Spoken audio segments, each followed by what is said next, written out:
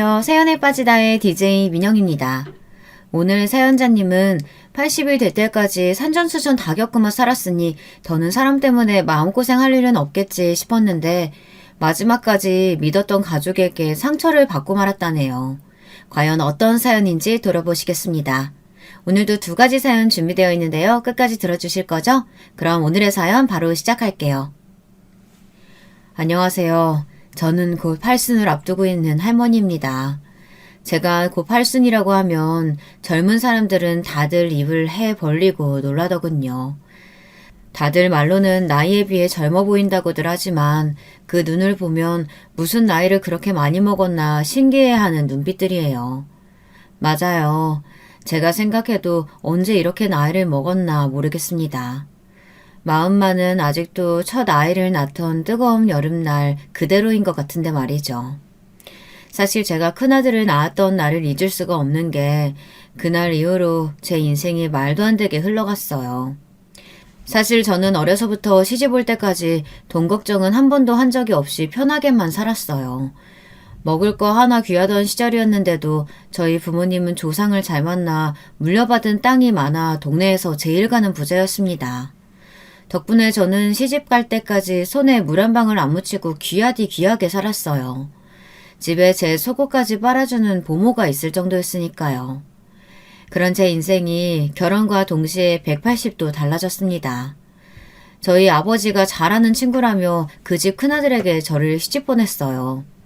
시아버지는 목포에서 큰 배를 여러 척이나 가지고 있는 부자였는데요. 제가 결혼한 지 1년도 채 되지 않아 큰 폭풍 후에 배가 다 떠밀리는 큰 사고를 당해서 시아버지가 돌아가시고 말았어요.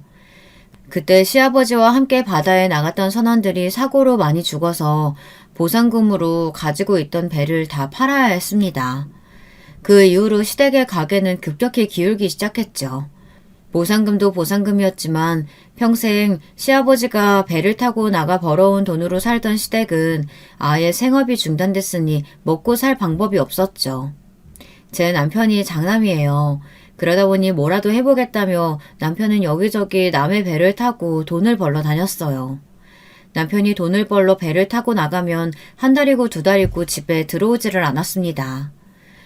그러다 보니 홀로 된 시어머니와 젊은 시동생 둘의 시누이들을 제가 혼자 챙겨야 했죠. 시동생과 시누이들은 그때까지 공부만 해서 고생이라고는 몰랐어요. 밥상을 차리기는커녕 자기들 먹은 그릇 설거지도 할 줄 몰랐죠. 당시에 시동생이 전주에 있는 대학에 다니고 있었는데요. 학비가 없어서 학업을 중단하고 집에 돌아왔습니다. 대학에 가기 전과 확연히 달라진 집안 사정에 시동생은 많이 힘들어했어요. 이미 공부하기는 글렀다고 생각했는지 시동생은 동생들만이라도 공부를 시키겠다고 여기저기 일자리를 알아보러 다녔습니다. 그런데 저라도 시동생을 말렸어야 했습니다. 평생 공부만 한 사람이 뭘 할 줄 안다고 내보내는 게 아니었어요.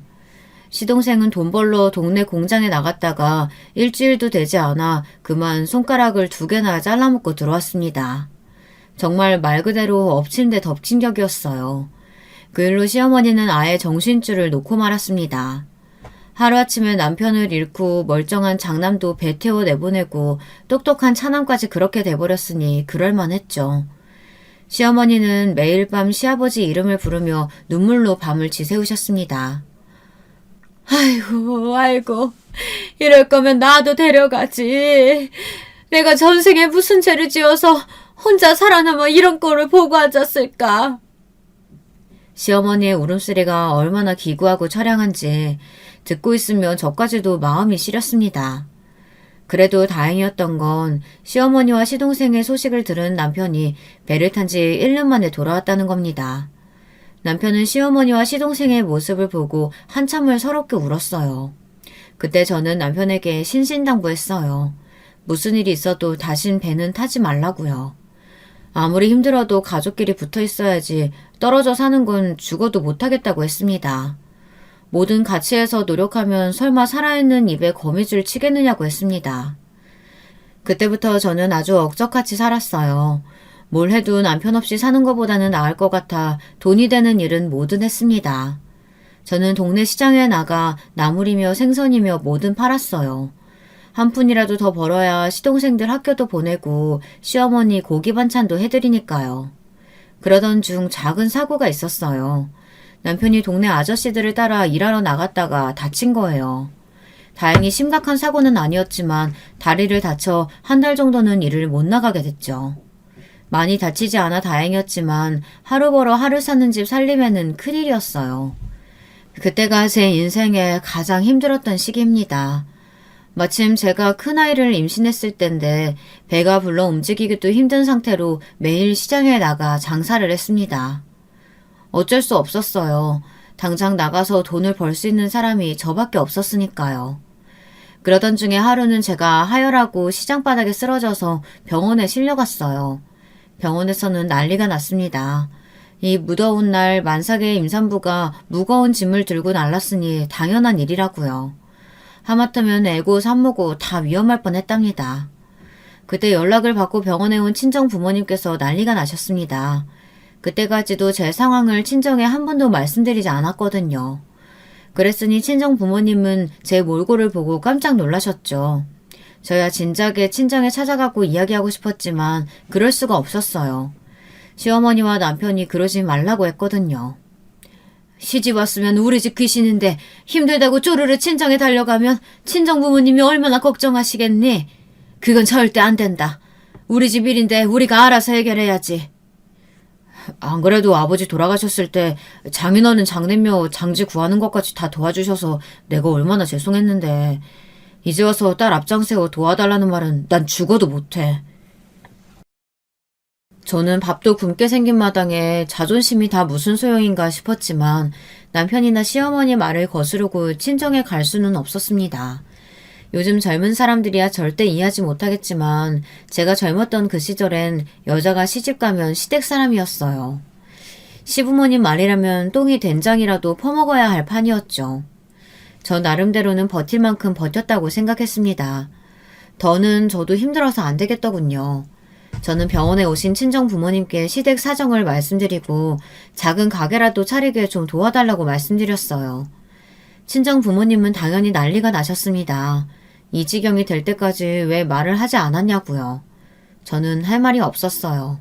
제가 생각해도 염치가 없었으니까요. 그래도 비빌 언덕이 있다는 것만으로도 천만다행이었습니다. 그 몸으로 장사는 무슨 장사야? 우선 이 돈으로 김서방한테 할 수 있는 일부터 빨리 찾아보라고 해. 너는 절대 나설 생각하지 말고 네 몸이나 추스러. 친정아버지는 곧바로 은행에 가서 현금으로 1,000만 원을 찾아 제게 딱하니 주셨어요. 당시 1,000만 원이면 서울의 작은 아파트도 한 채 살 수 있는 돈이었습니다. 저와 남편은 그 돈을 가지고 동네의 창고란 창고는 다 알아보고 다녔습니다. 저희 식구가 자그마치 6이에요. 앞으로 아이가 태어나면 걷어먹일 가족은 계속 늘어나죠. 작은 구멍가게로는 답이 없었어요. 남편이 평소 배를 타며 제게 한 이야기가 있었는데요. 생선을 많이 잡아도 생선이 워낙 잘 상해서 빠른 시일에 팔아야 한다고요. 돈만 있으면 냉동 창고를 사서 생선이며 해산물을 냉동해 팔고 싶다고 했습니다. 그럼 외국에 보내기도 쉽다고요. 저와 남편은 친정아버지가 준 돈을 가지고 다 무너져가는 공장을 하나 인수해 냉동 창고를 만들었습니다. 그리고 남편이 아는 배에서 들어오는 생선이나 해산물들을 손질해서 냉동해서 전국 각지로 보내는 일을 했어요. 저와 남편의 계획은 대성공이었습니다. 처음엔 전국으로 보내던 해산물을 나중에는 일본 수출까지 성공해서 대박이 났습니다. 돈이 돈을 번다고 수입이 늘어날 때마다 수출 품목을 늘렸는데 그만큼 수입이 배로 늘었어요. 저는 그래서 제 아들이 태어나던 날을 잊지 못해요. 가만히 있어도 등에서 땀이 날 정도로 더운 날이었는데 남편이 서울에 거래를 뚫었다면서 신이 나서 병원에 달려왔거든요. 제 큰아들이 복덩이예요. 큰아들이 태어나고 나서 저희 사업이 대성공을 이뤘으니까요. 그때부터 제 인생은 탄탄대로였습니다. 저는 남편과 사업을 늘려 목포에서 완도까지 해산물 사업으로 이름을 날렸습니다. 자식도 셋이나 낳고 다복하게 살았어요. 저희가 번 돈으로 시동생들 공부도 다 시키고 시집 장가까지 다 보냈습니다. 정신이 성치 않은 시어머니 부양까지 다 하고요. 시어머니가 돌아가실 때 그 정신없는 양반이 저에게 우리 집에 며느리로 들어와줘서 고맙다고 저를 꼭 안아주셨어요. 저도 이제 80이 된 나이인데도 아직도 그날의 기억이 생생하답니다. 제가 이 정도로 먹고 살게 된 데에는 다 친정 부모님 덕분이니 저와 남편은 친정에도 잘했어요. 나중에는 친정 아버지가 은퇴하시며 저희 사업에 투자를 해주셔서 사업 규모는 점점 더 커졌습니다. 저는 그렇게 평생을 정신없이 살았어요. 돈만 버느라 시간이 가고 나이 드는 것도 모르고 살았습니다. 어느새 자식들이 다 장성해서 시집 장가까지 모두 다 갔습니다. 이렇게 보면 제가 고민 하나 없을 것처럼 보이지만 저에게도 고민 한 가지가 있었습니다. 저나 남편이나 둘 다 돈 버는 재주는 있어도 자식 키우는 능력은 없는지 자식들이 영 부실해요. 저는 나름대로 열심히 키운다고 키웠는데 많이 부족했나 봅니다. 저에게는 아들 둘과 딸 하나가 있는데요. 큰아들과 둘째 아들은 제 사업을 물려받기 위해 함께 일하고 있고 딸은 피아노를 전공해서 대학에 강사로 나가고 있어요. 겉으로 보기엔 다들 멀쩡해 보이지만 속이 그렇지가 않습니다. 하나같이 부실해서 걱정이 이만저만이 아니에요. 어릴 때부터 셋이 얼마나 치고받고 싸우는지 하루도 바람잘 날이 없었습니다. 한 번은 딸애가 사고를 쳤어요. 수능시험을 치자마자 저에게 상의도 안 하고 혼자 서울 강남에 있는 병원에 가서 성형수술을 했더라고요. 도대체 어떻게 된 애가 그런 중요한 일을 부모와 상의도 안 하고 결정한답니까? 얼굴이 탱탱 부어서 나타나서는 예뻐지려고 한 거니까 저더러 잔소리하지 말랍니다. 이제 20살도 안 된 애가 얼굴을 그렇게 만들고 와서는 뭐? 잔소리하지 마? 너 도대체 무슨 돈이 있어서 그 비싼 강남에 가서 수술을 했어? 제가 돈은 많아도 자식들에게 돈을 마구 퍼주는 사람은 아니에요. 어려서부터 버릇 잘못 들을까봐 다른 애들이랑 비슷하게 항상 용돈만 줬습니다. 막내 딸내미는 안 그래도 누뚱이라 남편이 오냐오냐 하거든요. 저는 또 남편이 저 모르게 돈을 줬나 싶어 딸을 추궁했습니다. 제가 준 용돈으로 성형수술을 하기에는 턱없이 부족할 테니까요. 그런데 성형하라고 돈을 준 건 남편이 아니라 바로 큰아들이었습니다. 오빠한테 내가 돈 좀 빌렸어. 이자만 주면 오빠가 병원도 같이 가주고 돈도 빌려준다고 해서. 정말 기가 막히고 코가 막혔습니다. 오빠라는 자식이 자기 여동생한테 성형하라고 부추기고 돈을 주고 이자를 받기로 했다네요. 저는 그 길로 큰아들 놈을 잡아서 등을 갈겨줬어요. 네 놈이 사채업자야? 여동생한테 돈 빌려주고 이자 받게? 도대체 정신이 있니 없니? 명색이 장남이라는 놈이 이 모양이니 엄마가 누굴 믿고 일하겠어? 엄마도 딸 얼굴 봤으면 알 거 아니야.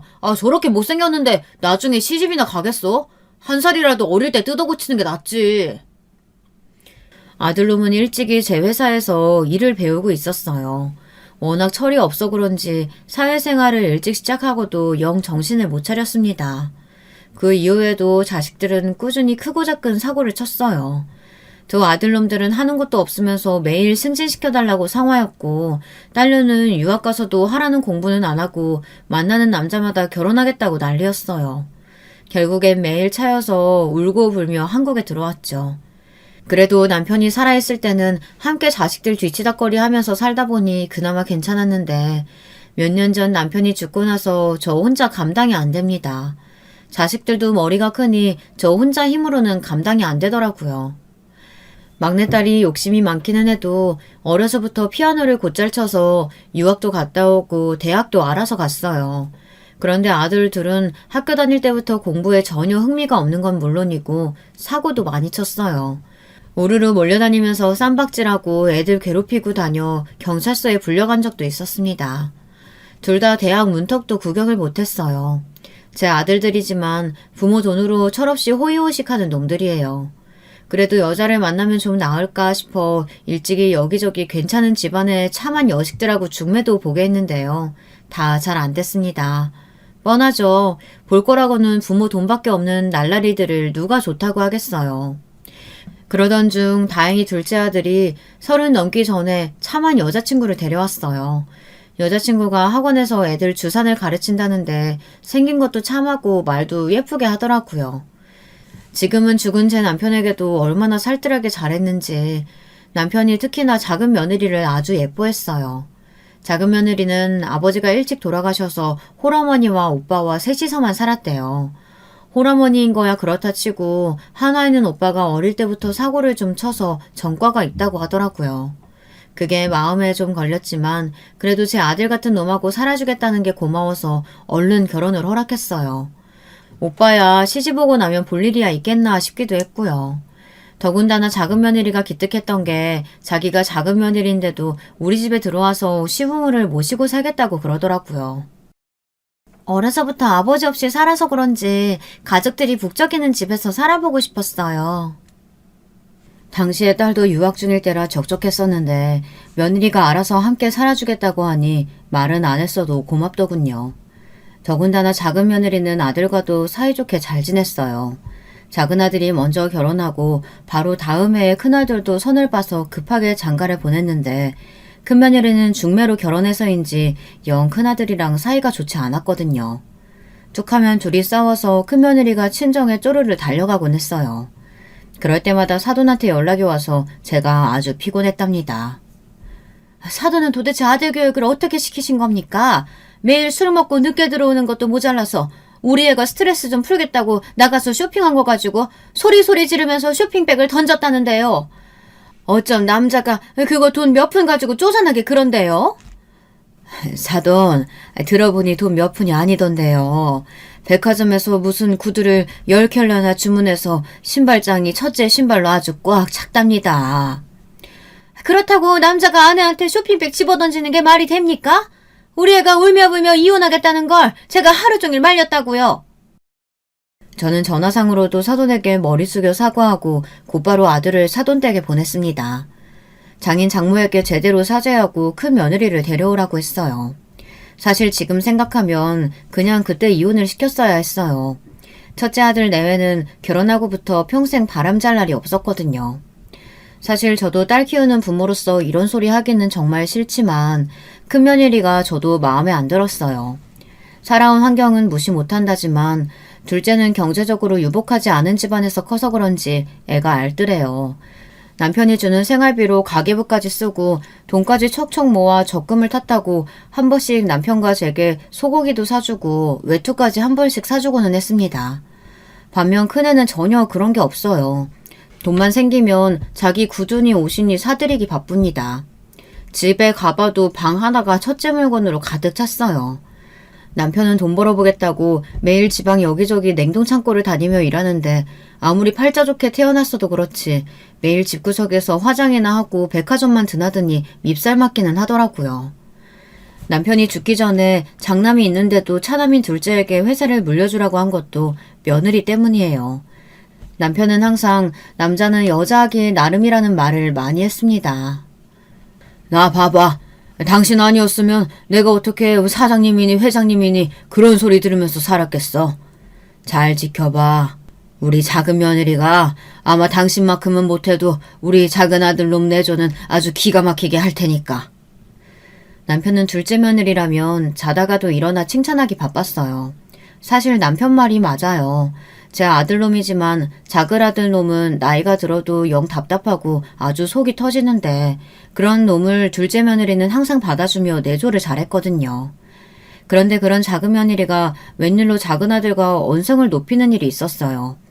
결혼하고 몇 년 동안 그런 일이 없었는데 하필이면 명절날 온 식구가 다 모여있는데 방 안에서 소란스럽더라고요.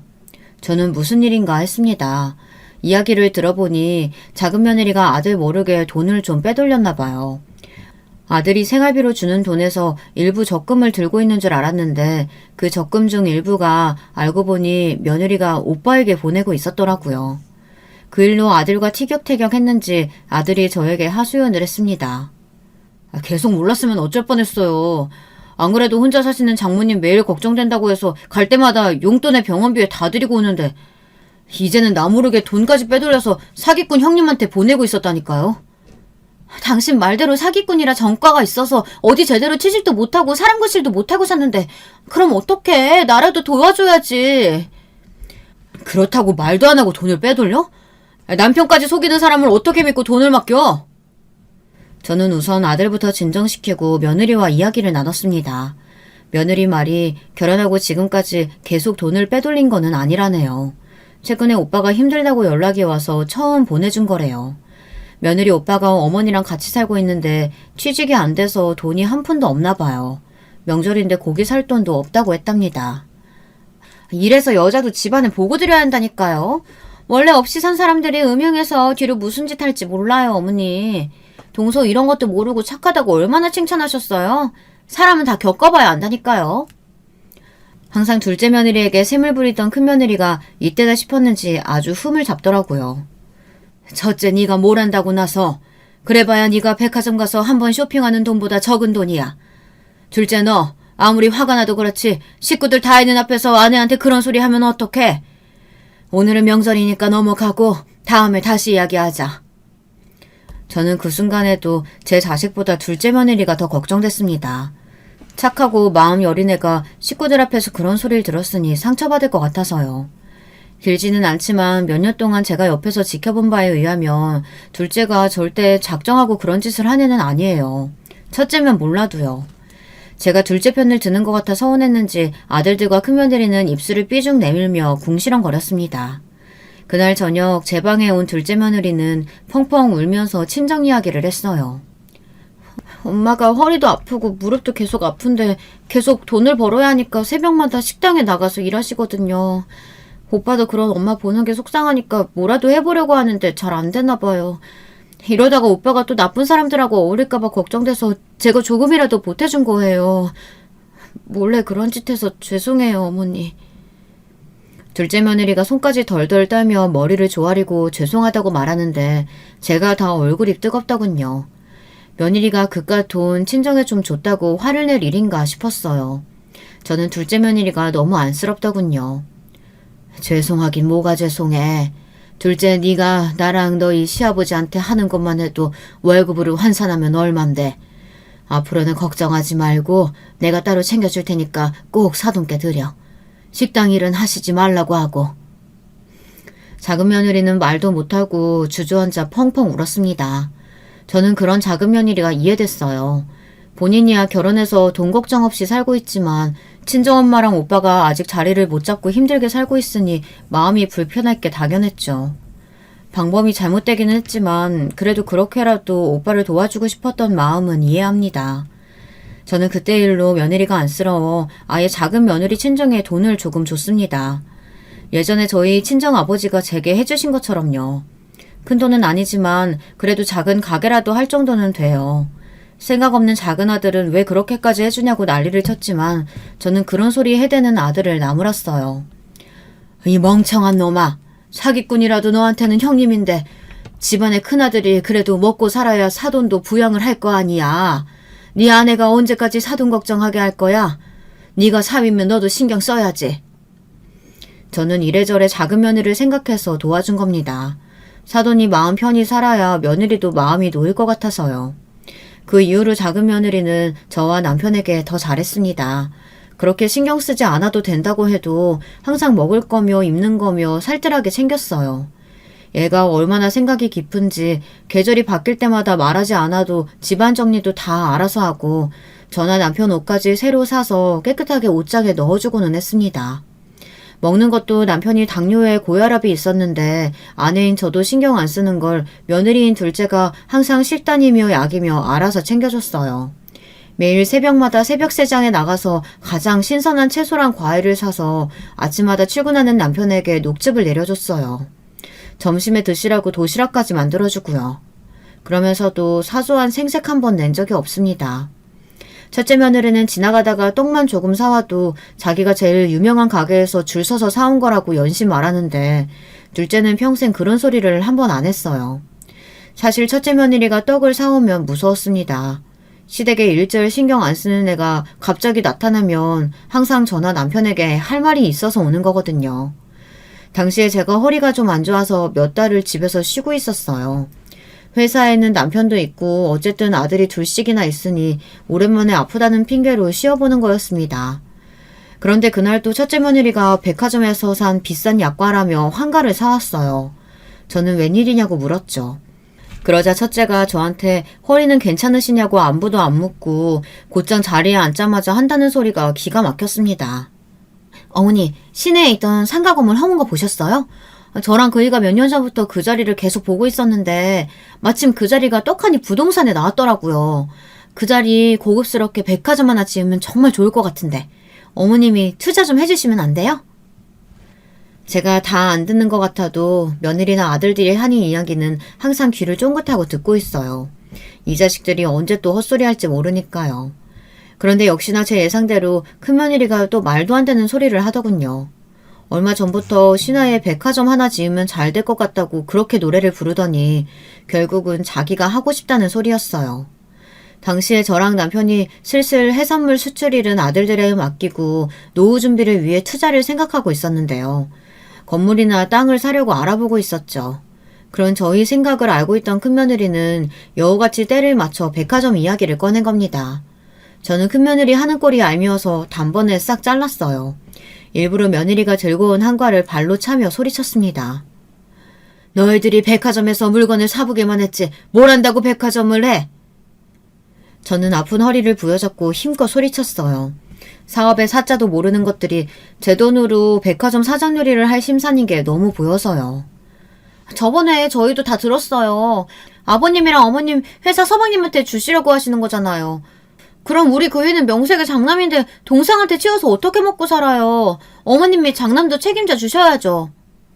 큰며느리는 억지를 부렸습니다. 아직 둘째에게 회사를 물려준 것도 아닌데 자기들은 찬밥 심세라며 화소연을 하더라고요. 장남을 이렇게 홀대하는 경우가 어디 있냐고요. 저는 자식들끼리 부모 돈 가지고 싸우고 재산 상속으로 칼분이 난다는 뉴스들을 보면서 남의 얘기가 아니겠구나 생각했어요.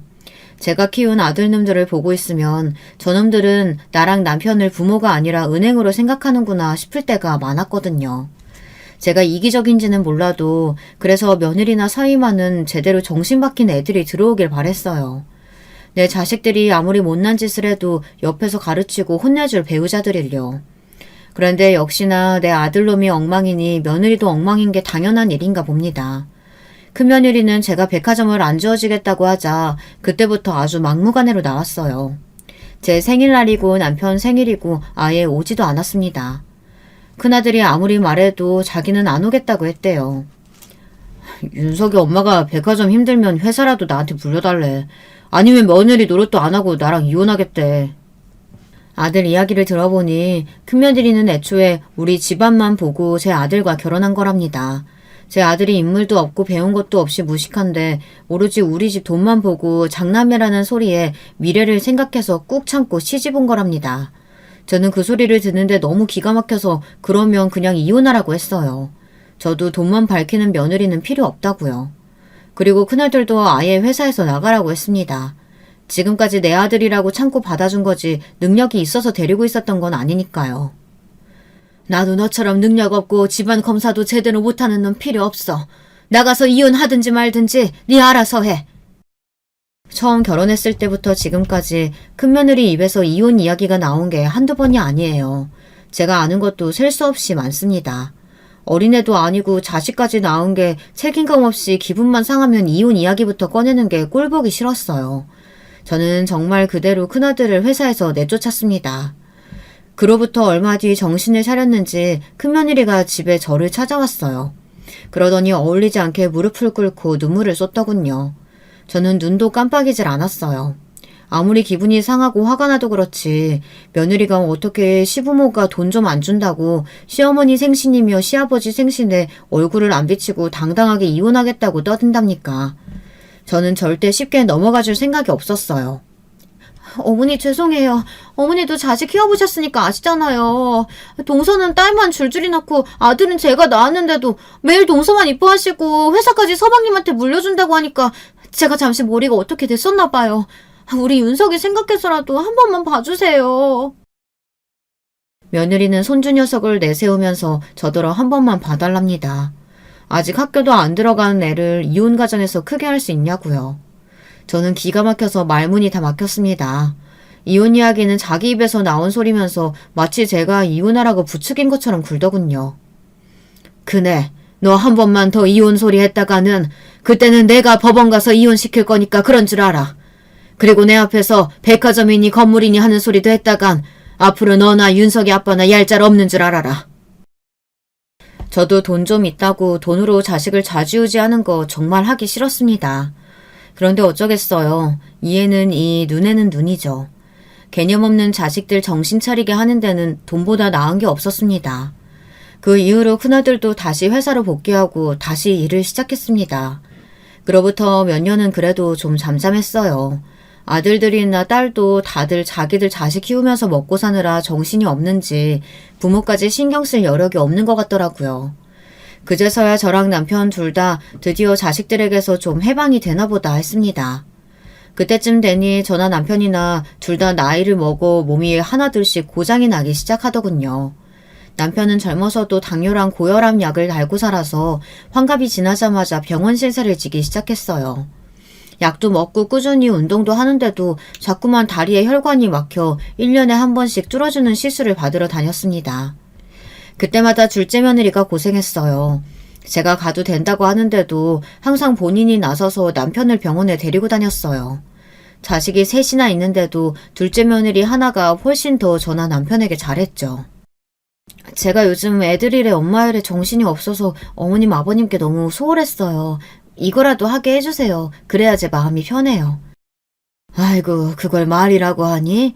너는 이미 며느리로서 넘치게 우리한테 잘했어. 우리 걱정 말고 애들이랑 어머니 잘 챙겨라. 우리 둘째 며느리는 정말 버릴 게 하나도 없어요. 얼마나 예쁘면 제가 우리 둘째 며느리 똥도 금이라고 말하고 다닐 정도입니다. 제 딸보다도 훨씬 더 진짜 제 딸 같았죠. 그맘때 손녀가 서울로 대학을 가게 돼서 둘째 며느리가 서울에 왔다 갔다 하느라 바빴거든요. 손녀 지낼 집도 구하고 다니느라요. 거기다 둘째 사돈이 유방암에 걸려서 병원에 왔다 갔다 하느라 둘째 며느리가 정신이 없었습니다. 그 와중에도 제 남편 병원에 데리고 가겠다고 저랑 그렇게 실랑이를 했다니까요. 우리 둘째 며느리는 정말 대단해요. 아이들까지 얼마나 잘 키우는지 딸 둘을 다 서울에 있는 명문대에 떡하니 보냈습니다. 더 대단한 건 둘째 아들도 자식들이 생기고 나니 많이 변했다는 겁니다. 어느새 나이 들어 딸 둘 아빠가 되더니 흔히들 요즘 말하는 말로 딸바보가 따로 없었죠. 젊어서는 매일 친구들하고 어울려 놀기 좋아하고 이 모임 저 모임 다니느라 매일 술독에 빠져 살더니만 소녀들이 태어나고 나서는 둘째 아들 놈이 칼같이 퇴근해서 집에 오더라고요. 자기 새끼 예뻐서 매일 물고 빨고 주말이면 나들이를 다니는데 부모로서 그 모습만큼 보기 좋은 장면이 없었습니다. 이게 다 둘째 며느리 덕분이에요. 그러던 중 둘째 며느리에게 속상한 일이 생겼는데요. 둘째 사돈이 유방암 치료를 받는 중에 다른 장기로 자꾸 전이가 돼서 상황이 좋지 않았습니다. 병원에서 마음의 준비를 하라고까지 이야기했대요. 지난 몇 년 동안 둘째 며느리가 사돈 걱정하느라 얼마나 마음고생했는지 가장 잘 아는 저로서는 마음이 찢어질 것 같았습니다. 그 밝고 착한 애가 하루가 다르게 살이 빠지고 말라가는데 제 속이 다 속이 아니더군요. 저는 안 되겠다 싶어 둘째 며느리를 불렀습니다. 지금까지 내 욕심에 너 데리고 살았지만 나도 사람인지라 매일 사돈한테 미안하고 죄송스러웠어. 이렇게 착한 딸 키워서 남한테 보냈으니 얼마나 매일 안타깝고 걱정될까 싶어서. 이제 와서 이러는 것도 죄송하지만 지금부터라도 어머니 곁에 있어드려. 우리 걱정은 하지 말고. 진심이었습니다. 사실 지난 20년 동안 둘째 며느리 수발 다 받아가며 살면서 저도 염치라는 게 있는데 항상 둘째 사돈에게 죄송스러운 마음이 있었어요. 그깟 돈 좀 준다고 딸을 힘들게 부려먹고 있으니 마음이 편치만은 않았습니다. 하지만 둘째 며느리가 너무 예쁘고 좋아서 저도 계속 욕심내고 있었어요. 하지만 이대로 있다가는 둘째도 저도 후회할 것 같아 이제라도 어머니께 보내주기로 했습니다. 둘째는 연신 괜찮다고 했지만 제가 마음이 좋지 않아 둘째와 사돈이 지낼 만한 곳을 구해줬습니다. 병원에서도 가깝고 시설도 깨끗한 곳으로요. 언제가 될지 모르지만 사돈이 돌아가시기 전까지만이라도 딸이랑 편하게 사셨으면 해서 제가 둘째 며느리에게 선물로 집을 줬어요. 제가 지금까지 둘째에게 받은 거에 비하면 턱없이 작지만 꼭 해주고 싶었습니다. 둘째, 너도 지금까지 시부모 모시고 살면서 애들 키우느라 고생했는데 지금부터라도 마음 편하게 먹고 좀 쉬어. 다른 생각은 하지 말고 사돈 곁에 있어드려. 둘째 며느리가 감사하다며 펑펑 우는데 정말 저도 마음이 울컥했습니다. 피 한 방울 안 섞인 남이라도 20년 넘게 같이 살다 보니 진짜 가족이 됐는지 둘째 며느리는 눈만 마주쳐도 마음이 울컥울컥했어요. 그러던 어느 날이었습니다. 둘째 사돈이 돌아가시고 얼마 되지 않아 제게도 일이 생겼습니다. 사람 일이라는 게 참 한치 앞을 모르겠더군요. 남편이 지병이 있어 매일 골골하다 보니 남편 건강만 신경 쓰느라 정작 제 건강을 놓치고 있었나 봐요. 건강검진을 했는데 대장 쪽에 뭔가 이상한 게 보인다며 정밀검사를 해보자고 하더군요. 그 일로 집안이 발칵 뒤집혔어요. 지금까지 살면서 감기 한 번 제대로 걸린 적 없는 제가 몸에 문제가 있다고 하니 남편부터 자식들까지 걱정을 하더라고요. 특히나 큰며느리 하는 소리가 어이가 없었어요. 이게 다 동서 때문이잖아. 동서 있을 땐 이런 일 없었는데 동서가 나가자마자 동서가 안 챙기니까 바로 어머님 건강에 문제 생긴 거 아니야. 그게 무슨 말 같지도 않은 소리야. 둘째가 지금까지 나랑 네 시아버지 모시면서 얼마나 고생을 했는데 그런 소리를 해. 정말이지 나이가 들어 또 철딱선이 없는 큰며느리 때문에 제가 골치가 아플 지경이었어요. 그 말에 신경이 쓰였는지 둘째가 다시 집으로 들어오겠다는 소리까지 했어요. 저는 한사코 거절했습니다. 젊어서도 저야 힘이 있으니 애들도 봐주고 집안일도 도와가며 같이 했지만 이제 저나 남편이나 둘 다 늙어서 아플 일만 남았는데 평생 시부모 오시고 친정어머니 병간호하느라 고생한 둘째에게 저까지 짐이 되고 싶지는 않았어요. 이제야 소녀들이랑 여행도 다니고 마음 편하게 사는 애를 또 고생시킬 수는 없었습니다. 내가 돈이 있는데 무슨 걱정이야. 사람 쓰고 병원 갈 일 있으면 간병인 쓰면 되니까 걱정하지 마라. 저는 큰며느리에게 괜한 소리 하지 말라고 신신당부를 했어요. 그런데 조직검사 결과가 좋지 않았습니다. 제가 대장암 판정을 받았어요. 그 이후로 저는 항암을 받고 방사선 치료받느라 하루하루 쇠약해졌습니다. 암이라는 게 참 모진 병이더군요. 계속 암 환자라는 꼬리표를 달고 사느라 아무것도 못하고 병원에만 매일 드나들면서 간신히 생명을 연장하면서 사는 거였어요. 저는 5년이 넘게 투병했습니다. 좀 좋아졌다 싶으면 전이가 돼서 또 수술하고 그러다가 또 안 좋아지면 항암하고 매일 병원에 살다시피 했어요. 그러던 중에 남편이 먼저 하늘나라로 가버렸습니다. 그때는 정말 너무 절망스러웠어요. 평생 돈만 버느라 둘이 아등바등 살아서 이제는 좀 마음 편히 살자 싶었는데 제가 암에 걸리는 바람에 남편이 제 병간호만 하다가 당뇨 합병증으로 저보다 먼저 가버렸어요. 이 현실이 믿기지 않아 저는 매일 눈물로 지새웠습니다. 밥도 먹고 싶지 않고 아예 살고 싶지도 않았어요. 건물이 몇 채씩 있고 동네에 웬만한 땅이 다 제 땅이면 뭐 하겠어요. 언제 죽을지도 모르는 팔자인걸요. 그런데 그때 믿기지 않은 일이 벌어졌습니다. 큰며느리가 어느 날 갑자기 제가 사는 집으로 이사를 들어왔어요. 작은 며느리도 아니고 큰애가 말이죠. 저는 도대체 얘가 무슨 바람이 불었나 했습니다. 그런데 큰며느리와 큰아들이 제 손을 꼭 잡고 안아주더군요. 지금까지 저희가 너무 철이 없었어요. 큰며느리인 제가 진작에 어머님이랑 아버님 돌봤어야 하는데 동서한테만 다 떠넘기고 모른 척해서 죄송해요. 이제라도 제가 정말 잘못일게요. 남편이 죽고 나서 큰아들 며느리가 깨달은 바가 많았나 봐요. 나이 들어서 매일 아파도 언제나 꼿꼿할 줄 알았던 아버지가 한순간에 사라져버리니 많이 힘들었다고 하며 제 앞에서 펑펑 울더군요. 그러더니 앞으로 저에게 잘하겠다고 했어요. 저는 마음이 이상했습니다. 저도 늙었지만 얼굴에 주름이 자글자글해진 아들 며느리가 저를 안아주며 우는데 이 애들도 부모가 죽어가니 철이 드나보다 싶어서요. 저는 그래서 반신반의했습니다. 아무리 그래도 사람이 그렇게 한순간에 달라질까 싶었습니다. 그런데 예상외로 큰며느리와 큰아들이 회사 일도 열심히 하며 저를 살뜰히 챙겼어요. 제가 병원에 가는 날이면 큰며느리가 항상 데리고 가줬고요. 심지어 항암받으러 입원했을 때도 제가 간병인 쓰면 된다고 하는데 굳이 큰며느리가 간병하겠다며 같이 병원에 들어왔습니다. 곱게만 자란 큰며느리가 그 좁은 병실에서 먹고 자기 힘들었을 텐데 한 번을 군소리도 안 하고 살뜰히 저를 챙기더군요. 몸은 아프고 힘들어도 자식들 덕분에 힘이 났습니다. 거기다 큰아들도 달라져서 일을 열심히 했어요. 몇십 년 동안 그렇게 일을 열심히 하는 걸 본 적이 없는데 웬일로 실적을 내서 지난 분기보다 매출을 많이 끌어올렸다고 하더라고요. 회사 임원들도 신기해할 정도였죠. 남편이 죽기 전에 사실 회사를 둘째에게 넘기겠다고 했어요. 워낙 둘째 며느리를 예뻐했으니까요. 당연한 결과였지만 아직 임원회의에서 통과가 되지 않아 보류 상태였습니다. 거기다가 남편이 죽고 난 이후 큰아들이 저렇게 변했으니 저도 고민이 되더라고요. 정말 큰아들이 정신을 차린 건가 싶어서요. 그로부터 얼마 뒤 저희 집안에 폭풍우가 몰아쳤습니다. 상상도 할 수 없는 일이 벌어졌어요.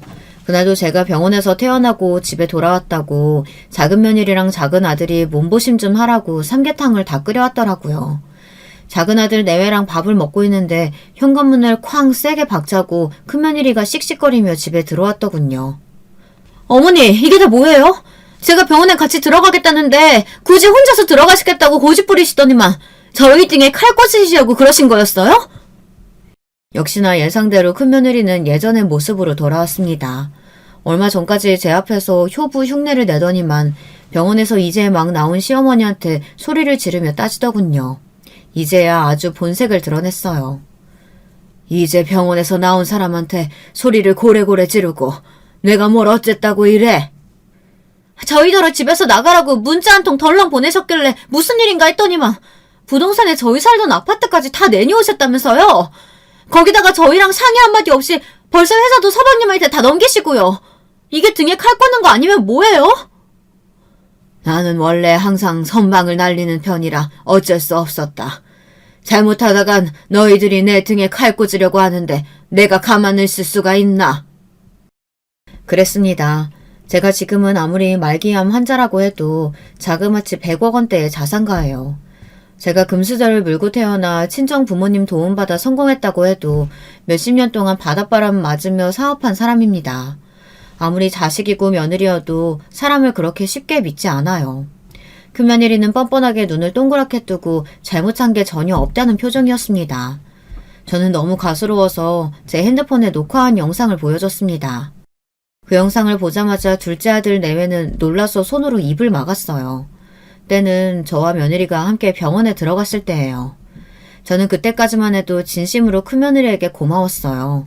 병원에서 생활하는 게 얼마나 힘든지를 잘 아는 저로서는 엄마도 아니고 시어머니 시중을 들겠다고 선뜻 먼저 함께 병원에 들어와 준 게 미안했죠. 더군다나 항암을 하면 몸에 힘이 쭉 빠지고 기운도 없어요. 속도 안 좋아서 밥도 잘 먹지를 못합니다. 옆에서 누가 음식 먹는 냄새만 맡아도 구역질이 올라오거든요. 저 때문에 며느리가 밥도 잘 못 먹고 계속 휴게실에 가서 혼자 밥을 먹었어요. 처음엔 저도 몸도 안 좋고 정신이 없어 정말로 몰랐는데 나중에는 며느리한테 미안하더군요. 저는 자다 일어나서 옆에 며느리가 없길래 커피라도 하나 사줄까 싶어 찾아 나갔습니다. 그런데 휴게실에서 며느리가 누구랑 통화하는지 깔깔 웃으며 아주 시끄럽게 통화를 하더군요. 그 소리가 얼마나 요란한지 휴게실 밖까지 다 들렸습니다. 내가 살다 할망구 때문에 병원에서 도시락을 다 사먹고 있다. 아, 정말 좁아 터져서 너무 불편해. 거기다가 온통 다 늙고 아픈 사람들이랑 냄새 때문에 구역질나 죽겠다니까. 순간 저더러 할망구라고 하는데 정말 온몸에 소름이 다 돋더군요. 물론 시어머니 좋아하는 며느리가 어디 있겠어요. 하지만 제가 병간호 해달라고 한 것도 아니고 본인이 자진해서 들어와 놓고 저런 소리를 하고 있으니 기분이 상하더군요. 저는 며느리가 또 무슨 소리를 할까 싶어 핸드폰부터 꺼내 영상을 찍었습니다.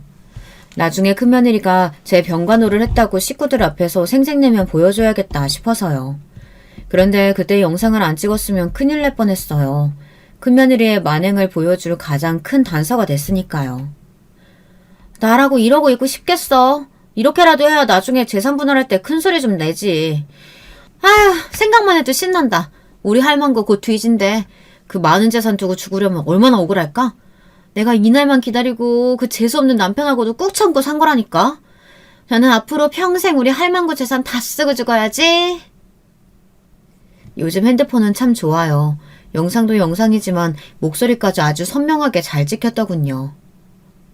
아니 이걸 어떻게... 어떻게는 뭐가 어떻게? 내가 너같이 이기적이고 너밖에 모르는 년이 갑자기 집에 들어와서 나 모시겠다고 하고 병원 따라 들어간다고 했을 때부터 이상하다 생각했어. 너같이 능구렁이 같은 년한테 내 한 푼이라도 넘겨줄 줄 알아? 회사든 집이든 한 푼도 안 넘겨줄 테니까 그런 줄 알고 당장 이 집에서 나가. 어머니 왜 이러세요? 이건 그냥 제가 친구랑 통화하면서 허세 좀 부린 거예요. 절대 제 진심 아니라고요. 금며느리는 가만 보면 참 대단해요. 제가 녹화한 영상을 보고도 자기 진심이 아니라면서 아주 딱 잡아떼더군요. 어머니, 한 번만 다시 생각해주세요. 윤석이 아범도 요즘 회사 일 엄청 열심히 하잖아요. 매출도 작년보다 훨씬 더 올랐다니까요. 저는 미워도 장남인 아들이 그렇게 노력하는데 제발 한 번만 봐주세요. 아주 무릎만 안 꿇었지 손을 싹싹 빌더군요. 그때였어요. 작은 아들이 참다 도저히 안 되겠는지 한마디 하더군요. 형이나 나나 독인객인이라 말 안 했는데 형수는 가만 보면 정말 염치가 없네요. 나도 더는 못 봐주겠어요. 형이 일하긴 뭘 해요. 직원들을 얼마나 쪼아댔는지 형이 매출 신경 쓰고 나서부터 실장이랑 팀장이랑 다들 옷 벗고 나간 직원이 10은 넘어요. 다 형 때문에 못 다니겠다고 나간 거라고요. 그랬습니다. 이놈이나 저놈이나 정말 답이 없었어요. 큰아들 놈이 제 앞에서 일 좀 하는 척 하려고 직원들을 아주 쥐잡듯이 잡았나 봐요. 최근에 그만둔 직원들이 엄청 많다더군요. 저는 머리가 지끈거려 고개를 저었습니다. 제가 자식 교육을 이렇게밖에 못했나 후회가 돼서 얼굴이 다 뜨겁더군요. 저는 큰 결심을 했습니다. 그리고 자식들을 다 집으로 불러 모았어요. 지금부터 내가 하는 말 잘 들어라. 마음 같아서는 내가 회사는 꼭 경영하고 싶지만 몸이 이 모양이니 할 수 없이 회사는 전문 경영인한테 맡기기로 했다. 도저히 너희들은 못 믿겠어. 그리고 아들 둘, 너희도 지금까지 회사에서 고생한 게 있으니 내가 차마 자르지는 않을 거다. 그러니까 생각 있는 놈들 같으면 회사에 나와서 열심히 일해. 그리고 큰애 잘 들어라. 너희한테 사준 집이며 재산은 다 내 거야. 내가 죽기 전까지 너희한테는 한 푼도 안 줄 생각이야. 이혼을 하든 말든 너네 알아서 해. 제 말에 큰아들과 며느리는 난리를 쳤어요. 이게 말이 되냐면서요. 하지만 저는 꼿꼿하게 버텼습니다. 이게 다 제 잘못이라는 걸 저도 알아요. 젊어서 힘 있을 때 자식들이라고 봐주지 말고 더 무섭게 했어야 했는데 사고를 치든 잘못을 하든 항상 넘어가 줬더니 이 자식들이 부모 귀한 줄을 몰랐죠. 큰아들은 제 말이 농담인 줄 알고 집이라도 달라고 떼를 썼습니다. 50이 훌쩍 넘은 자식이 징징거리며 떼를 쓰는데 정말 못 봐주겠더군요. 저는 그런대로 잘 버티고 있어요.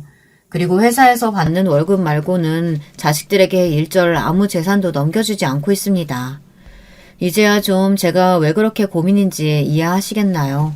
자식 농사를 망쳐놓으니 늙어서도 마음 편히 죽지도 못하겠네요. 저는 언제 죽을지도 모르고 바로 지금이 가장 힘들고 고민이 많습니다. 사실 마음 같아서는 둘째 며느리에게 다 주고 떠나고 싶어요. 하지만 그렇게 하고 제가 죽어버리면 그 뒤에 있을 후폭풍이 걱정돼서 잠도 안 옵니다. 저는 최근에 변호사를 불러 땅이랑 웬만한 건물을 정리해 일부는 사회에 환원하고 일부는 제가 죽으면 작은 며느리에게 주라고 공증을 받아놓은 상태입니다. 물론 회사도 남편 유언대로 둘째에게 주려고 해요. 그런데 이게 과연 현명한 생각일지 아직도 고민하고 있습니다. 만약 여러분이 저라면 어떻게 하시겠어요? 여러분의 생각은 어떠신지 댓글로 남겨주시면 찬찬히 보고 참고하겠습니다. 지금까지 이 늙은이의 두서없는 이야기 들어주셔서 감사해요. 여러분들 가정에는 항상 좋은 일만 가득하길 바라겠습니다. 여러분, 두 번째 사연 시작하기 전에 좋아요, 구독 꼭 눌러주실 거죠? 그럼 두 번째 사연 바로 시작합니다. 안녕하세요. 전 중학생 아이를 키우고 있는 40대 주부입니다. 남편하고 결혼한 지는 15년이 조금 더 돼가네요. 저희 남편은 위로 나이 차이가 꽤 나는 형 2명이 있습니다. 제가 아들 셋 있는 집에 막내 며느리로 들어가게 된 거죠. 처음에 남편을 만났을 때는 아들 셋 있는 집에 막내 아들이라길래 장남은 아니니 부담은 없겠다 했어요. 근데 그게 또 아니더라고요. 전 막내 며느리지만 첫째 며느리보다 더한 삶을 살았습니다. 무슨 일인가 궁금하시죠? 그럼 막내 며느리로서의 저의 삶, 지금부터 얘기해보려 합니다. 글솜씨 없지만 잘 들어주셨으면 좋겠습니다. 15년 전 가을, 저는 27살의 꽃다운 나이에 남편과 결혼하게 됐습니다. 남편과는 어릴 적부터 친하게 지내던 친구였는데 성인이 된 이후 연인으로 발전하게 된 케이스였어요. 어릴 적부터 친구였다 보니 학창시절에 남편 집에 몇 번 놀러간 적도 있어서 시어머니랑도 초면은 아니었죠. 제가 기억나는 건 어릴 때 남편 집에 놀러가면 어머님이 간식으로 김치전을 부쳐주시곤 했는데 그게 너무 맛있었다는 거예요. 그리고선 다음에 또 놀러오라며 집에 가는 길에 아이스크림이라도 사 먹으라고 용돈을 쥐어주시기도 했죠. 제 기억에는 정말 좋은 분이셨어요. 시아버지는 항상 일하시느라 바쁘셔서 한 번도 뵌 적이 없었지만 남편 집에 걸려있던 가족 사진을 봤을 때는 푸근하고 인자해 보이는 인상이셨어요. 그래서 나중에 남편과 사귀게 되고 결혼을 결심하게 됐을 때 어릴 적 봤던 남편 집 가족 사진에 있던 시부모님 모습을 떠올리니 안심이 되더라고요. 결혼 전 시댁에 인사드리러 갔을 때였어요. 시부모님은 꽃바구니와 선물을 싸들고 온 저를 너무나도 반갑게 맞아주셨습니다. 특히 어머님은 네가 우리 형준이 어릴 때 놀던 그 아이구나. 정말 예쁘게 잘 컸네. 라고 하시면서 좋아하셨어요. 아버님도 속 좋게 허허 웃으면서 예뻐해 주시고요. 제가 생각했던 것처럼 시부모님 두 분 다 성격이 너무 좋아 보이셔서 이 결혼 생활 순탄하게 흘러갈 수 있겠구나 하고 생각했습니다. 그렇게 남편과 결혼을 한 후 서울 외곽에 신혼집을 마련하여 살게 됐습니다. 시댁은 지방에 있어서 좀 멀긴 했지만 시부모님과 친해지고 싶은 마음에 매주 주말마다 내려가서 있다 왔어요. 갈 때마다 항상 저를 반갑게 맞이해 주셨고요. 저희는 시댁에 갈 때마다 그 주의 특별 요리라면서 메뉴를 정해서 재료를 사가지고 갔어요. 그리고 어머님 아버님은 앉아서 쉬시라고 한 후 저랑 남편이 잘하지도 못하는 실력으로 열심히 요리를 내서 어머님 아버님께 대접해드리곤 했죠. 제가 만들었지만 솔직히 별로 맛이 없는 음식인데도 너무 맛있게 드셔주시고 칭찬도 많이 해주셨어요. 좀 더 맛있게 해드리고 싶었는데 요리도 못하는 제 손만 탓할 뿐이었죠. 아무래도 막내 며느리라고 어머님 아버님이 좀 더 저를 예뻐해 주셨던 것 같기도 해요. 남편은 형 둘과 터울이 좀 있어서 제 위로 형님 두 분은 결혼하신 지 꽤 됐거든요. 큰 형님네는 애들이 벌써 중학생이었고 작은 형님네는 5살, 7살 아이 둘을 키우고 계셨죠. 주말에 시댁에 가면 작은 형님네 아이들이 놀러와 있는 경우가 많았어요. 작은 형님 내외가 주말마다 아이들을 시댁에 맡기고 두 분이서 놀러 다니시더라고요. 그래도 조카들이 저희 부부를 좋아해서 시부모님 모시고 조카들이랑 같이 공원이며 박물관이며 여기저기 참 많이 놀러 다녔어요. 저희도 맞벌이 부부라 주말마다 시댁에 갔다 오는 게 피곤하긴 했지만 그래도 시부모님이 조금이라도 젊으실 때 같이 시간 보내면 좋겠다고 생각해서 매주 그렇게 지냈습니다. 주말마다 어머님 댁에서 조카들이랑 매주 놀아주긴 했지만 작은 형님네 얼굴은 뵙기 힘들더라고요. 저희는 서울에 올라가려면 일찍 출발해야 해서 일요일 점심 먹고 올라오곤 했는데 작은 형님네는 애들을 금요일 저녁에 맡기고 일요일 저녁에 데려가시니 항상 타이밍이 안 맞았던 것이죠. 그러다가 하루는 남편과 월요일에 연차를 내고 시댁에서 월요일까지 있다 가기로 했던 적이 있었어요. 그날 저녁 결혼식 이후 처음으로 작은 형님네를 뵙게 됐습니다. 저녁 8시쯤이었나 봐요. 어머님 댁 비밀번호를 삑삑삑삑 하고 누르는 소리가 나서 현관 쪽으로 가보니 작은 형님네 내외가 조카들을 데리러 오신 거였어요. 어머 형님 오셨어요? 저녁은 드셨어요? 저는 작은 형님에게 웃으며 인사를 건넸어요. 근데 형님은 들은 척만 척하더니 눈만 흘깃하고선 제 옆에 계시던 어머님한테 짜증을 내더라고요. 아 어머니 애들도 소시지 먹이셨죠? 제가 그러지 마시라고 했잖아요. 이런 식품 자꾸 먹이지 마시라고요. 어머니가 이러시면 제가 어떻게 마음 놓고 애들을 맡겨요? 아유, 예은 엄마, 미안해. 애들이 용 다른 반찬은 안 좋아해서. 안 그래도 애들 먹이려고 나물이며 잡채며 이것저것 해놨는데 한 젓가락 먹더니 안 먹더라고. 다음엔 다른 반찬 다시 만들어 볼게. 걱정하지 말고 어여 가, 얼른. 어머님은 미안해하는 얼굴로 조카들을 형님한테로 떠미시더니 늦었으니 얼른 가라며 손을 흔드셨습니다. 작은 형님은 결혼식 때 간단하게 인사만 하고 그 이후로 오늘 처음 뵀는데 생각보다 쌀쌀 맞으시더라고요. 형님이 저렇게 쌀쌀 맞게 하는데도 옆에 있던 아주버님은 신경 쓰는 기색 없이 애들만 데리고 휙 가버렸어요. 솔직히 보는 제가 다 민망하더라고요. 현관문이 닫힌 후 어머님 얼굴을 보니 왠지 씁쓸한 표정이셨어요. 전 어머님이 신경 쓰여 말을 걸었어요. 그런데 형님네는 오셔서 식사도 안 하고 그냥 가시나 봐요. 저녁이라도 드시고 가면 좋을 텐데. 쟤는 원래 저래. 내일 출근해야 돼서 바쁘다고 저러는 거지 뭐. 신경 쓸 거 없다 아가야. 아유 참.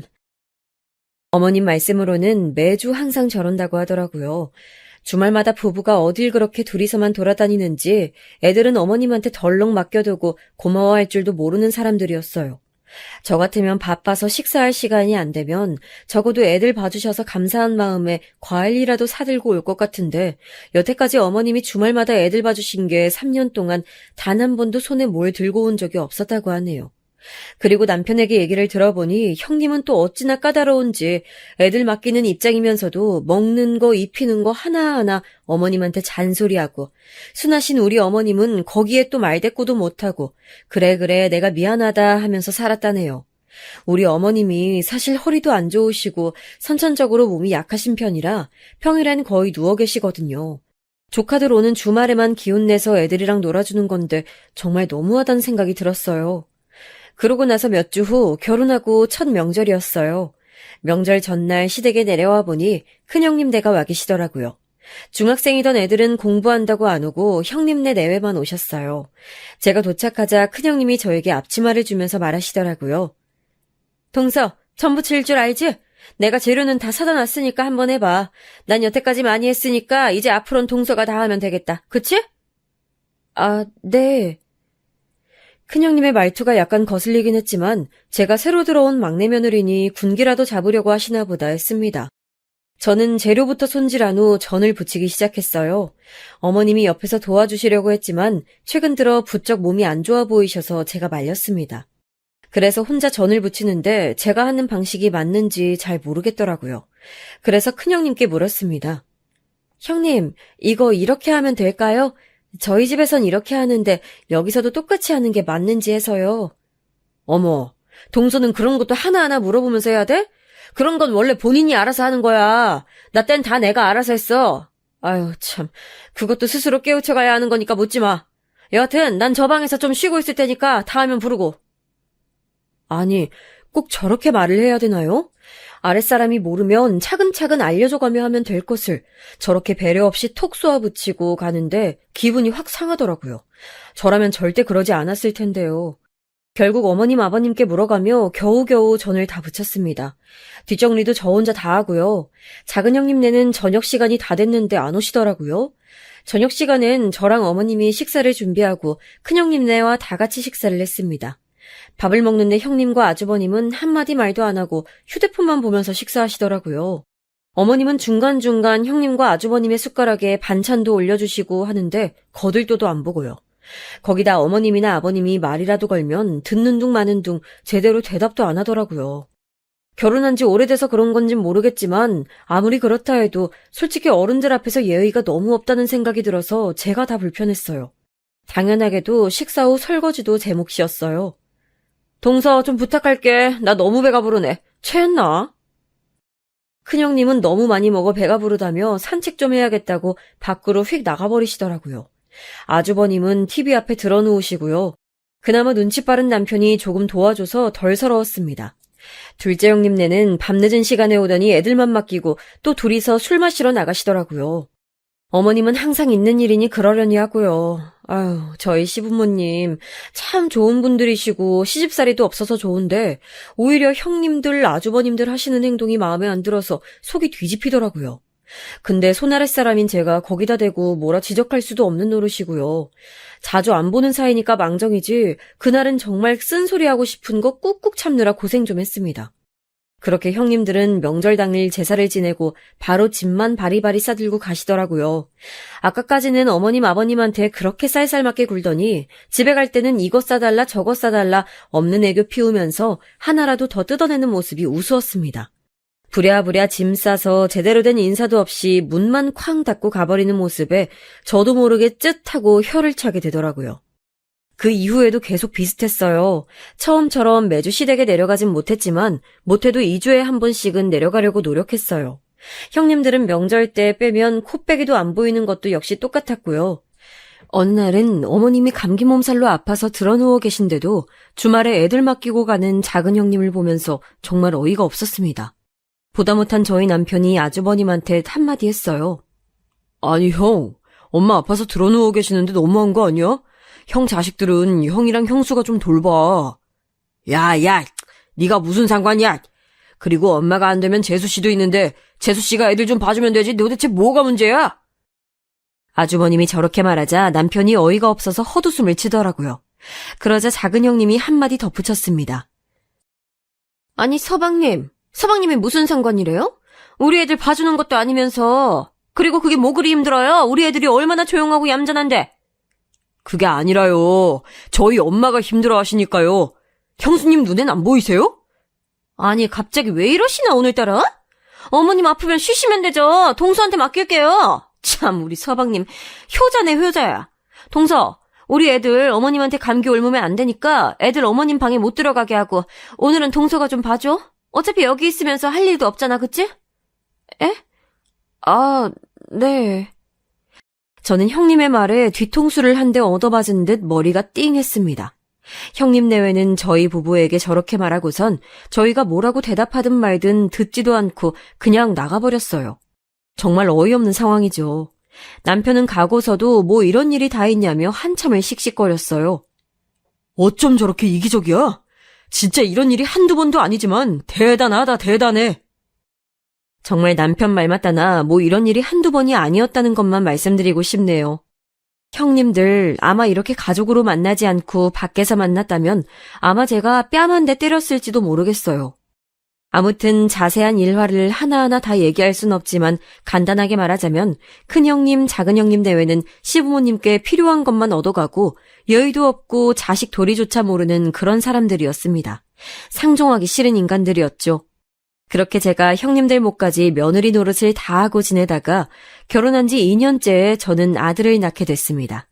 맞벌이라 내심 어머님이 몇 년만 아이를 키워주셨으면 했지만 어머님 몸 약하신 거 잘 알고 있기 때문에 부탁하지 않았습니다. 더군다나 아직까지도 작은 형님이 주말마다 애들을 맡기고 있었기 때문에 평일에까지 어머님을 힘들게 하고 싶지 않았어요.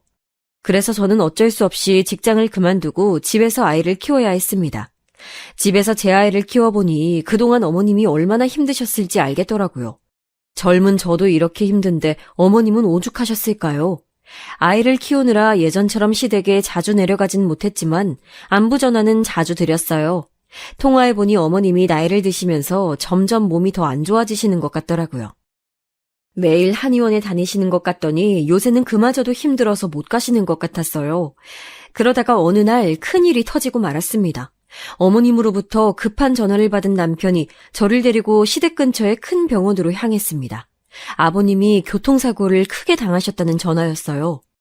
병원에 부랴부랴 도착해보니 어머님은 이미 실성하기 직전이었고 아버님은 응급수술 중이셨습니다. 아버님이 택시 운전을 하셨는데 졸음운전을 하던 화물차가 아버님의 택시를 덮치는 바람에 크게 중상을 입어 수술 중이었던 것입니다. 어머님은 큰 충격에 저희가 왔는지도 모르고 계속 울고 계셨습니다. 아이고, 의사 선생님. 우리 애들 아빠 제발 살려주세요. 아이고. 어머님은 바닥에 엎드려서 두 손이 가루가 되도록 빌고 계셨어요.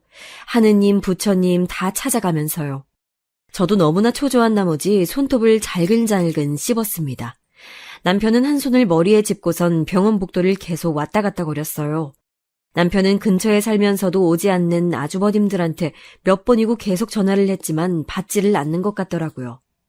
결국 수술이 끝날 때쯤에서야 큰아주버님, 작은아주버님이 오셨습니다. 수술이 끝나고 의사선생님께 들은 말씀은 충격이었어요. 사고가 너무 심했던 나머지 다리가 거의 으깨지다시피 해서 겨우겨우 수술로 연결은 해놓았지만 앞으로 한쪽 다리를 못 쓸 거라고요. 그리고 그 외에도 손상이 간 부위가 너무 많아서 앞으로 몇 년간은 요양과 재활에만 집중해야 한다고 하더라고요. 어머님은 그대로 혼절하셨습니다. 근처에 있던 의료진들이 어머님을 이동식 침대에 눕혀 데려가는 동안 남편은 화를 참지 못하고 주먹으로 한쪽 벽을 내리쳤습니다. 그러고선 아이처럼 소리내어 울더라고요. 아주버님들은 옆에서 한숨만 푹푹 쉴 뿐이었습니다. 앞으로 어떻게 해야 할지 정말 한치 앞이 깜깜했어요. 그 이후 아버님의 오랜 입원 치료가 끝난 후 드디어 집에 오시게 됐습니다. 하지만 아버님이 거동이 불편하시다 보니 침대에만 누워서 생활하셔야 했는데 안 그래도 몸이 안 좋으신 어머님이 아버님의 병수발을 다 드느라고 엄청 고생이셨어요. 형님들은 시댁이랑 가까운 데 살면서도 한 번을 도와주러 오질 않더라고요. 전 아이만 아니었으면 가고 싶었는데 아이가 아직 어리다 보니 평일에 남편 없이 먼 길을 혼자 가기는 쉽지 않았습니다. 어머님 죄송해요. 제가 가서 도와드려야 하는데. 아니다, 아가. 신경 쓰지 말어. 네 시아버지는 내가 잘 돌보고 있으니까 넌 네 애기들만 생각해. 하지만 그렇게 말씀은 하셔도 가끔 들여다보면 어머니의 표정은 눈에 띄게 안 좋았어요. 어머님은 아버님의 사고 이후 신경이 쇠약해지셔서 전보다 몸이 더 안 좋아지신 상태였어요. 그런데 그 상태로 아버님 병수발을 들다 보니 한 달도 안 돼서 몸져 눕게 되셨습니다. 결국 당연한 수순처럼 삼형제가 모여 아버님을 모시는 문제에 관해 회의를 하게 됐습니다. 모일 때부터 이미 아주버님과 형님들의 표정은 좋지 않았는데요. 자, 지금 엄마가 아버지 병수발을 못 드는 상태인 건 다들 알 거고, 우리 중에 하나가 엄마랑 아버지 모시고 사는 게 최선이야. 큰 아주버님이 운을 띄우자 둘째 아주버님이 말하더군요. 형이 장남이니까 형이 모셔야 되는 거 아니야? 장남 노릇 해야지. 그러자 큰형님이 썽을 내시더라고요. 어머, 요즘 세상에 장남 차남 따지는 게 어딨어요. 그냥 형편 되는 사람이 하는 거지. 그리고 우리 집에 고2, 고3 애들 있는 거 모르세요? 애들 대학 입시가 얼마나 중요한데 어떻게 우리 집에서 모시라는 거예요? 우리 집 절대 안 돼요.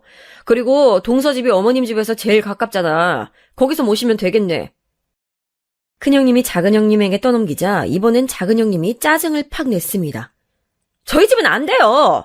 안 그래도 어머님 아프셔서 우리 애들도 못 봐주시는데 그럼 우리 애들은 누가 봐요? 어머님 때문에 주말에 등산 모임도 못 가고 짜증나 죽겠구만. 지금 그거 다 떠안고도 저희 아무 말 못하고 있다고요. 아이 스트레스도 못 풀고 형님은 아무것도 모르면서. 작은형님 말본새에 남편이 주먹을 꽉 쥐고 부들부들 떨더라고요. 저도 너무 화가 나서 작은형님께 따졌어요. 그 순간만큼은 그냥 넘어갈 수가 없더라고요. 아니 형님, 여태까지 어머님이 형님네 애들 몇 년을 주말마다 봐주셨는데 고맙고 미안하지도 않으세요? 어쩜 그러실 수가 있어요. 아니 동서, 말버릇이 좀 싸가지가 없다? 내가 애들을 맡기건 말건 동서가 뭔 상관이야. 어머님도 여태 아무 말씀 안 하셨는데 동서가 뭔데 참견이야. 그렇게 어머님이 안쓰러우면 동서가 아버님 모시던가. 그러면 되겠네. 아주 효부 며느리였잖아. 대놓고 효부 며느리라며 저를 비꼬는데 참고 있으면 여기서 바보가 되겠더라고요. 그래서 화가 난 남편이 제 손을 끌고 밖으로 나가려는 걸 확 뿌리치고 말했습니다. 네, 다들 너무들 하시네요. 아무리 그래도 애들 할아버지 할머니인데 형님들 아주버님들 그러다가 천벌 받으실 거예요. 어머님 제가 모실 테니까 앞으로 절대 관여하지 말아주세요. 여보. 저의 폭탄 선언에 남편이 당황하여 저를 바라봤어요. 그리고 나머지 사람들의 반응은 역시나 예상한 대로였죠. 그래, 잘됐다. 그렇게 하면 되겠네. 우리 관여 같은 거 절대 안 할 거야. 라며 한껏 비우는 작은 형님. 천벌이란 단어가 심기에 거슬렸는지 발끈하려던 큰 형님. 그러다 그들 모두 어쨌든 책임과 의무를 피하게 됐으니 잘됐다는 계산이 있었는지 제 맘대로 하라며 문을 쾅 닫고 가버렸습니다. 저는 너무 분해서 팔짱을 끼고 한참을 씩씩거렸어요. 남편이 저보고 정말 그래도 괜찮겠냐며 묻길래 당연히 괜찮다고 했습니다. 괜찮아. 내가 저 꼴 보기 싫어서라도 모셔야지 안 되겠어. 정말 사람 같지도 않은. 솔직히 시부모님 봉양이 쉬운 거 아니라는 거 저도 알아요. 마음고생도 몸고생도 하겠죠. 하지만 저렇게 형님들이 서로 등 떠미는 꼴 보기 싫어서라도 제가 모시기로 작정했어요. 형님들 하는 꼬라지들 보니 제가 한번 아버님 맡으면 평생 저 혼자 맡아야 될 거 뻔하지만 그래도 내 남편의 부모님인데 매정하게 나 몰라라 할 순 없었습니다.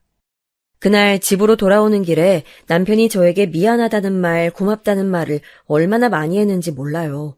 거의 죄인이라도 된 것처럼 머리를 조아리고 눈물을 흘리더라고요. 저는 마음고생 심했을 남편의 등을 꼭 안아줬습니다. 집에 돌아와서는 앞으로 아버님을 어디서 모실지 남편과 의논했어요. 아버님 거동이 불편하시니 우리가 서울집을 정리하고 시댁에 내려가서 살아야 되나 했는데 아무래도 남편 직장이 서울이기도 하고 어머님, 아버님 병원에 다니시려면 서울에 있는 게 나을 것 같아서 서울에서 모시기로 결정했습니다. 그렇게 어머님께 연락하여 자초지종을 말씀드리고 어머님이 지금 살고 계신 집은 전세를 주기로 하고 시부모님을 저희 집에 모시고 왔어요. 남편이 시부모님을 저희 집에 모시고 온 날 어머님이 저를 보자마자 불편하신 무릎으로 절뚝거리며 달려오시더니 부둥켜 안고 우시더라고요. 너무 미안하다면서 늘 너에겐 고생만 시키는 것 같다고요. 아니에요, 어머니. 당연히 해야 할 일인데요. 앞으로 저희 집에서 오순도순 같이 살아요. 어머님 좋아하는 부대찌개도 제가 많이 끓여드릴게요. 저는 울고 계신 어머님이 안쓰러워 애써 웃으며 얘기했습니다. 어머님은 그런 제 마음을 안다는 듯 손을 꼭 잡아주셨고요. 어머님이나 아버님 모두 마치 죄인인 얼굴로 저희를 바라봤지만 남편이나 저나 분위기를 띄우기 위해 많이도 노력했습니다. 그리고 남편이 아버님을 업고 작은 방에 눕혀드렸어요. 원래는 옷방으로 쓰던 방이었는데 아버님을 모시기 위해 버릴 옷은 버리고 나머지 옷은 안방에 꾸역꾸역 넣어놓은 상태였습니다. 아버님은 본인 때문에 자식들이 싸운 걸 아시고 내내 침울해 하셨어요. 나중에 어머님께 들은 얘기로는 저희 집에 올라오기 전에 아버님이 날마다 술을 마시며 자식 새끼들 키워봤자 아무 소용없다고 한탄하셨다고 하네요. 그럴만도 하죠. 시부모님이 저희 집에 올라오신 후 제 일상은 무척이나 바빠졌습니다. 안 그래도 돌쟁이 아기 혼자 보느라 정신없었는데 이제는 아버님 병수발까지 해야 해서요. 전에는 아이를 재우고 남는 시간에는 한숨 잘 수 있었는데 이제는 그 시간에 아버님 다리를 주물러 드려야 했습니다. 그리고 아이 이유식을 만들면서 아버님 드실 식사도 준비해야 했어요. 아무래도 계속 누워만 계시다 보니 잘 넘어가는 유동식 위주로 드셔야 했거든요. 그리고 무엇보다도 힘들었던 건 대소변 수발이었습니다.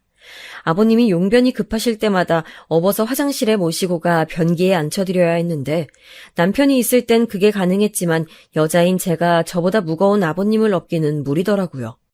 그래서 남편이 없을 때에는 기저귀를 차고 생활하셨습니다. 기저귀를 갈고 뒤처리까지 하는 그 일이 솔직히 너무 고역이었어요. 시아버지가 아니라 제 아빠였어도 힘들었을 것 같습니다. 아버님도 처음에는 며느리인 저에게 용변 뒤처리를 맡기기는 부끄럽다고 어머님에게 부탁했지만 어머님은 본인 몸도 겨우 건사하는 수준이셔서 어쩔 수 없이 제가 하게 됐습니다. 미안하다, 아가. 가끔은 아버님이 그렇게 말씀하시는데 그런 말들 속에 아버님이 얼마나 죄스러워하고 계시는지 그 연약한 마음이 느껴져 아무렇지 않게 웃어 보였죠. 어머님도 저에게 미안하시긴 마찬가지였는지 불편한 몸으로도 뭐라고 해주시려고 노력하셨어요. 저 좋아하는 간식도 만들어주시고 정말 어머님이 아이랑 놀아주시거나 잠깐씩 봐주셔서 그나마 다행이었지 어머님의 도움마저 없었다면 아마 초죽음이었을 겁니다. 그리고 저희 집에서 시부모님을 모신 이후로 명절도 저희 집에서 지내게 됐습니다.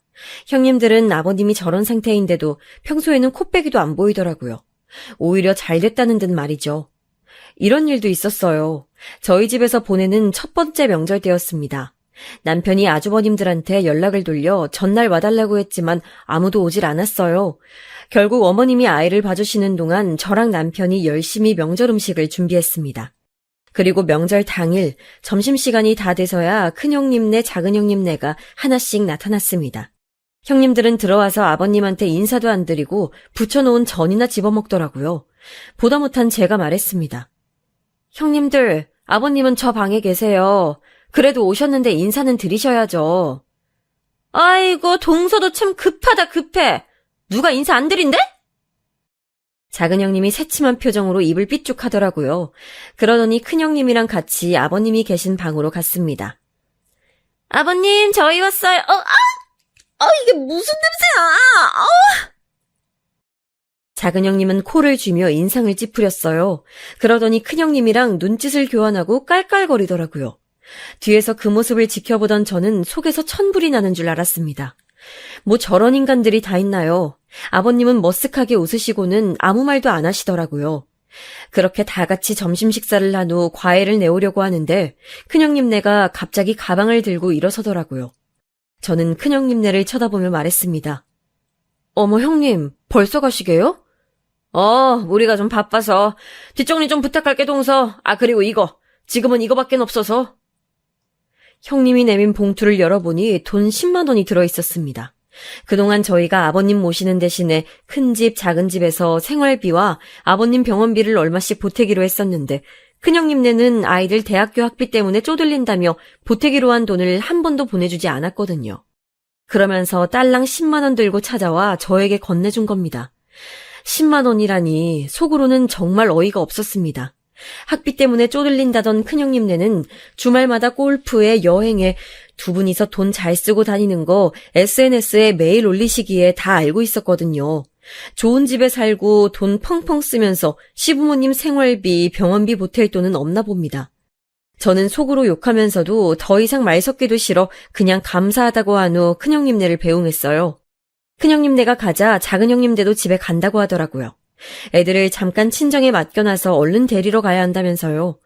그래서 그러시라고 했습니다. 다들 집에 돌아간 후 저랑 남편 둘이서 뒷정리를 했습니다. 형님들 밉지만 그래도 오랜만에 오시는 거 음식 좀 싸드리려고 넉넉하게 준비했는데 두 집 다 훌렁 가버리시는 바람에 처리해야 할 음식만 산더미였네요. 그래서 아마 그 이후에 한동안은 질리도록 반찬으로 그것들만 먹었던 것 같아요. 명절이 끝난 후 어머님은 평소보다 더 몸이 안 좋아지셨어요. 마음이 여리신 편이라 이번 명절 때 형님들 하는 꼬라지를 보고 상처를 받아 마음에 병이 생기신 것 같았어요. 그 이후로 말도 잘 안 하시고 밥도 잘 안 드셨습니다. 밤마다 열이 펄펄 끓어 응급실에 모셔간 적도 여러 번 있었어요. 아버님도 편찮으신데 어머님까지 큰일 나실까봐 너무 걱정이었습니다. 그리고 조금이나마 어머님이 아이를 봐주셔서 덜 힘들었는데 지금은 저 혼자서 모든 걸 해야 하니 정말 미치겠더라고요. 그러던 어느 날은 유난히 아이가 떼를 많이 쓰고 칭얼거리던 날이었어요. 어머님은 아파서 병원에 입원하신 상태였고 전 집에서 아이를 재우고 아버님 기저귀를 갈고 있었는데 갑자기 쿵 하는 소리와 함께 으앙 하고 자지러지게 아이가 우는 소리가 들리더라고요. 하던 걸 멈추고 바로 아이에게 달려가 보니 아이가 자다 깨서 혼자 침대에서 떨어진 거였어요. 떨어지면서 서랍장 모서리에 긁혀 이마에 생채기가 나 있더라고요. 전 우는 아이를 겨우겨우 달래고 상처난 이마에 약을 발라줬습니다. 이 뽀얀 이마에 상처가 난 걸 보니 마음이 아팠어요. 아이가 진정이 되고 잠이 들자 아버님 기저귀를 갈다가 나온 사실이 생각나 얼른 다시 아버님 방으로 갔어요. 아버님은 그 상태 그대로 누워 계시더라고요.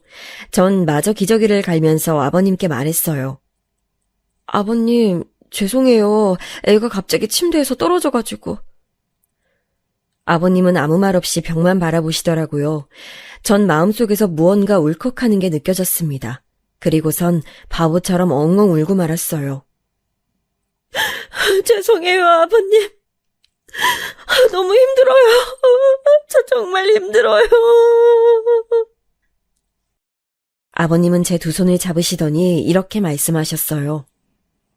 며느라, 그만했으면 됐다. 나 이제 요양원에 보내던지 아니면 그냥 이대로 죽게 내비두렴. 이 몸뚱이가 빨리 죽어버려야지.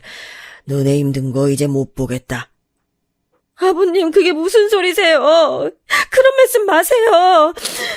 저 하나도 안 힘들어요. 하나도 안 힘드니까 앞으로 그런 말씀 절대 하지 마세요. 그렇게 아버님과 저는 부둥켜 안고 한참을 목 놓아 울었습니다.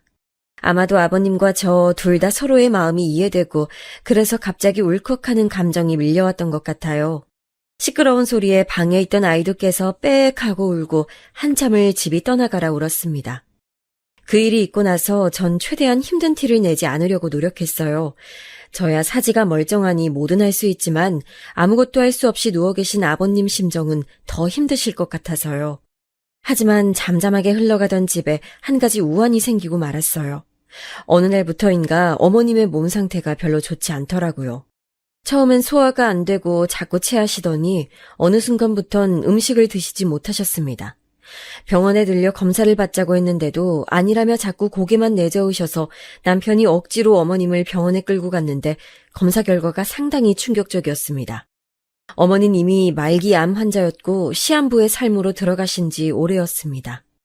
어떻게 가까이 모신 어머니의 태가 그 지경이 될 때까지 몰랐던 건지 자식인 남편은 말할 것도 없이 저 역시 깊은 죄책감에 시달렸습니다. 어머님, 지금이라도 얼른 치료받고 항암도 하시고 하셔야 돼요. 하지만 막상 당사자인 어머님은 담담하셨어요. 저와 남편이 뭐라도 하자고 시도라도 해봐야 한다고 동아줄을 붙잡듯 건네는 말들에도 고개를 내저으셨어요. 더 고생하지 않고 그냥 이대로 평온하게 죽음을 맞이하고 싶다 하시는데 저희는 아무 말도 할 수가 없었습니다. 항상 저를 따스하게 대해주시던 어머님의 온정이 생각나 얼마나 가슴이 아팠는지 이럴 줄 알았다면 좀 더 잘해드리는 건데 어머니 몰래 이불을 뒤집어 쓰고 얼마나 울었는지 모릅니다. 하지만 어머니를 잃을 거란 슬픔보다 저희를 더 분노하게 했던 일이 일어났습니다. 남편이 아주버님들에게 어머니 소식을 전했나 봅니다. 그런데 거기에 대응하는 자식들의 반응이었죠. 한꺼번에 우르르 들어와선 빼꼼히 어머니 상태를 한번 보더니 그냥 머쓱하게 있다 가더라고요. 그리고 치료하지 않고 이대로 보내드린다는 말에 안심도 하는 것 같더라고요. 치료가 다 돈이 되니까요. 사람 같지도 않은 것들. 그날 밤 저와 남편 모두 그 말을 한참이나 웅얼거렸습니다. 그리고 그러던 어느 날 어머님은 오래 버티지 못하고 한밤중 신음소리를 끙끙 흘리다 그만 세상을 떠나고 마셨어요. 어머님의 장례식 날 얼마나 울었는지 모르겠습니다. 아버님은 불편한 몸으로 장례식에도 참석하지 못하셔서 스스로를 자책하며 매일 밤 눈물로 보내셨어요. 전 그런 아버님을 보면서 어머님의 상실에 괴로워하실 아버님을 위해 지금보다 더 정성껏 모셔야겠다고 다짐했습니다. 그리고 어머님이 돌아가신 후 몇 년이 지났습니다. 아버님은 몸이 많이 좋아지셔서 이제는 목발을 짚고 조금씩 걸어 다닐 수 있게 되셨어요. 제 아이도 이제는 학교를 다니고 아버님도 조금씩 걸을 수 있게 되니 저도 한결 편하더라고요. 지금은 이제 잠도 푹 자고 낮에 조금씩 여유 시간도 생겼습니다. 형님들은 어머님이 돌아가신 후 거의 발길을 끊었어요. 처음 1, 2년은 명절 때라도 왔었는데 이제는 명절 때도 돈만 달랑 보내고 오질 않았습니다. 형님들은 그렇다 쳐도 자식들인 아주버님들까지도 그러더라고요. 정말 괘씸했습니다. 보태기로 한 생활비도 어느 순간 모른 척 하더군요. 먹고 살기 바쁘다면서요. 저도 남편도 그냥 형들은 없는 사람으로 여기고 살기로 했습니다. 우리만 잘하면 되는 거라고 생각했습니다. 그렇게 시간이 지나 벌써 아버님을 모신 지 10년이 됐습니다. 그간 정말 많은 일이 있었는데 벌써 이렇게 시간이 지났구나 생각하니 그동안 고생한 제가 대견하더라고요. 그리고 올해 명절 역시나 오지 않는 형님들 대신에 저랑 남편이 간단하게 음식을 하고 다 같이 식탁에 앉았습니다. 이제는 아버님도 같이 식탁에서 같이 식사를 할 수 있게 되니 더 오순도순하고 좋더라고요. 더군다나 아버님도 저희 아이를 예뻐해 주시고 저희 아이도 할아버지를 잘 따르니 그렇게 화목한 가족이 있을 수 없었어요. 준비한 음식을 맛있게 다 먹고 이제 치우려고 일어나려는데 갑자기 아버님이 다시 앉아보라고 하셨어요. 할 얘기 있다서요. 이제 너희랑 산지도 벌써 10년이 됐구나. 그동안 이 늙은이 몸뚱아리 병수 발라느라 얼마나 고생이 많았을꼬. 아버님이 눈물을 글썽이며 말씀하셨어요. 저도 괜스레 그 눈물에 덩달아 그간의 세월이 생각나 눈시울이 붉어지더라고요. 그때 아버님께서 품에서 봉투 하나를 꺼내서 저에게 주시더라고요. 네가 우리 집에 시집와서 이렇게 고생만 시키니 내가 얼마나 미안한지 모르겠구나. 내 너에게 보답하기엔 모자라지만 이거라도 받아주렴. 전 의아해하며 봉투를 열었습니다. 봉투 안에는 문서 몇 장이 들어있었어요. 아버님, 이게 뭐예요? 집 문서다. 나랑 네 시어미가 살던 집 말이다. 그 시골 동네가 재작년부터 개발되기 시작하더니 집값이 3배가 뛰었더구나. 내 이 집 너에게 줄 테니 전세를 주던지 팔던지 너희 마음대로 하거라. 남편과 저는 깜짝 놀라서 눈을 동그랗게 뜨고 서로를 쳐다봤어요. 그러다가 남편이 아버님에게 물었습니다. 아버지, 이게 무슨... 형들은요? 네 형들 말이냐? 걔들은 이제 내 자식 아니다. 난 자식이라고 생각 안 한 지 오래됐다. 내가 자식 농사 잘못 지은 탓이지 뭐. 그리고 네 어미도 죽기 전에 아프기 시작하면서 나한테 항상 부탁을 했었어. 나중에 물려줄 재산이 남아있거든 꼭 너희에게 물려주라고 말이야. 그리고 그 자식 같지도 않은 두 놈이 난리칠 거 생각해서 우선 명의는 내 이름으로 해두기로 했다. 신탁회사에 유언대용 신탁으로 맡겨뒀으니 나중에 나 죽고 나서 너희한테 재산이 가더라도 유류분 청구는 하지도 못할 거야.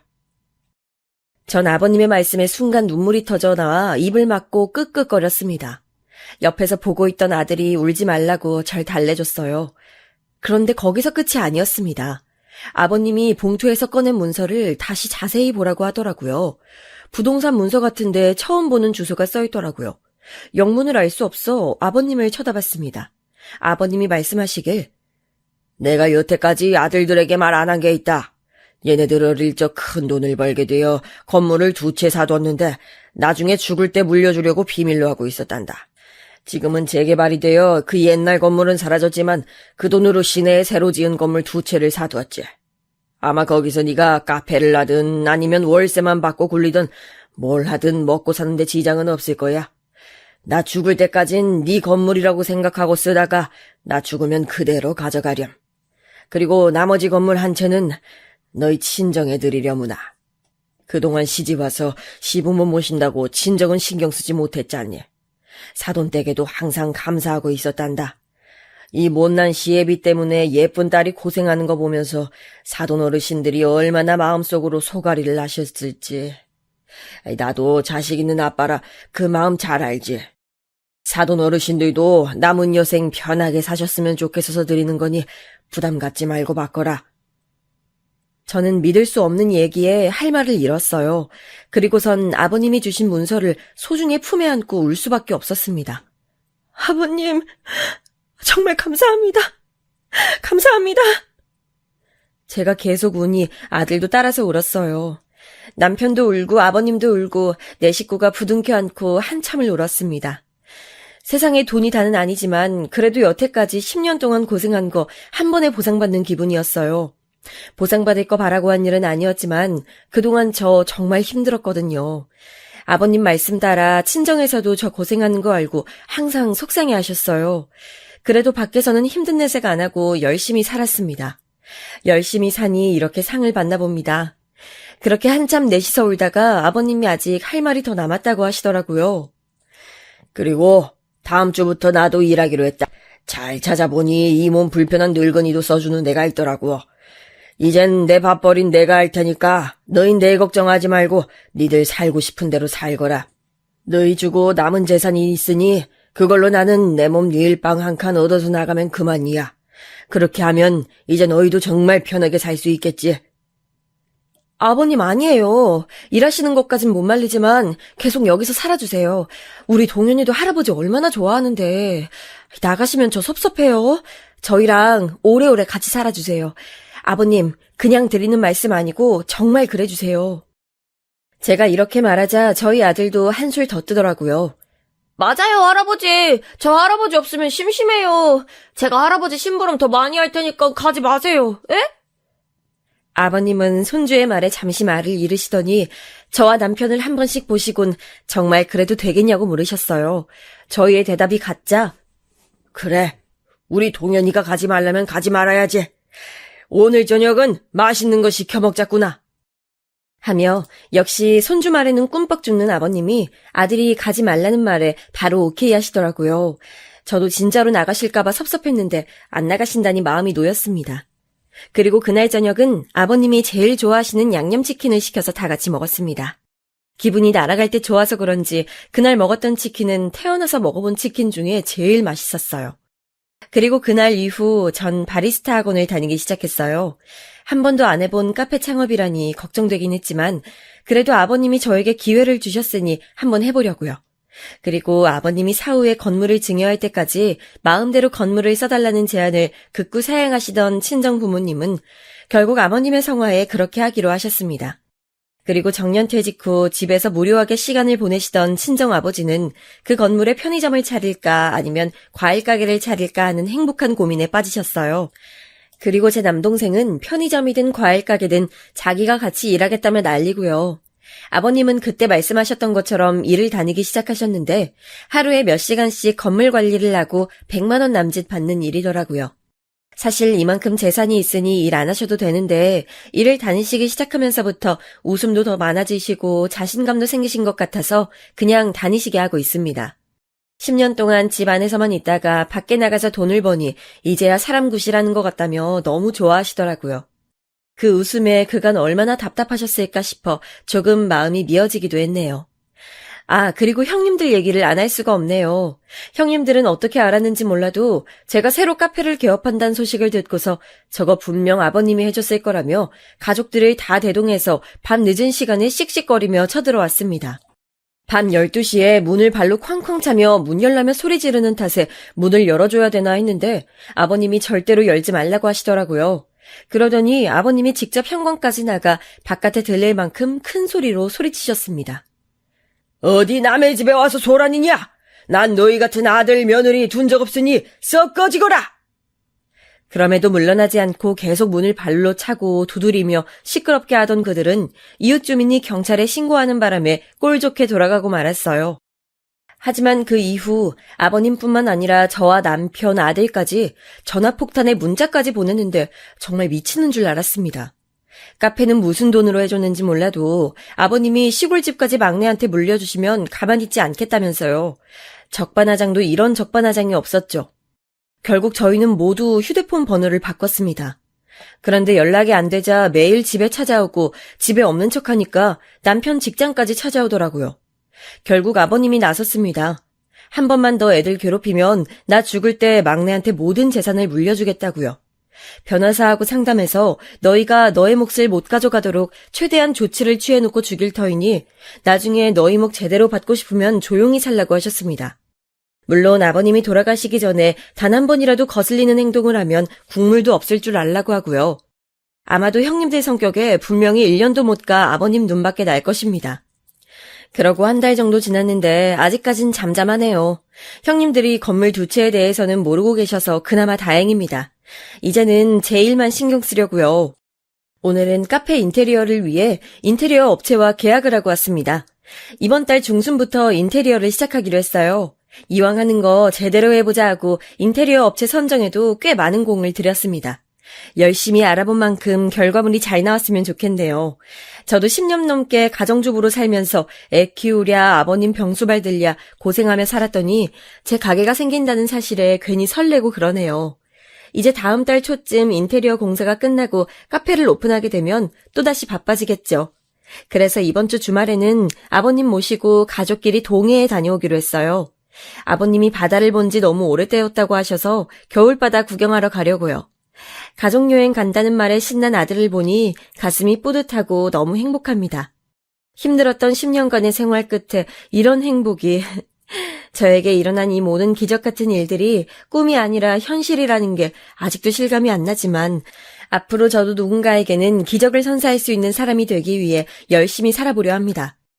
저의 이야기는 여기까지입니다. 막내 며느리로서의 저의 삶 어떠셨나요? 얘기가 많이 길었죠. 저에게 이렇게 기적이 일어난 것처럼 여러분의 삶에도 따뜻한 한 줄기 햇살 같은 좋은 일들이 일어나길 기원합니다. 어제도 참 추웠는데요. 추운 날씨에 건강 유의하시고 행복한 하루 보내시길 바랍니다.